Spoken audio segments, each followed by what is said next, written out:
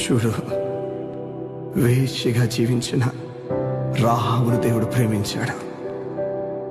విడిచిపెట్టి వెళ్ళిపోలేదు, కానీ ఆమె చరిత్రనే మార్చేశాడు. నాకు తెలీదు నువ్వు ఎలాంటి తప్పు చేసిన వాడు, ఎలాంటి బ్రతుకుతున్నావు. దేవుడు నిన్నే పిలుస్తున్నాడు. ఆయన దగ్గరకు వచ్చేస్తే ఆయన రమ్మంటున్నాడు. ఇక మొత్తం తానే చూసుకుంటానని చెప్తున్నాడు.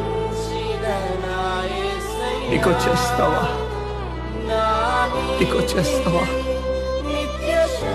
నీ చరిత్రనే మార్చేస్తాడు.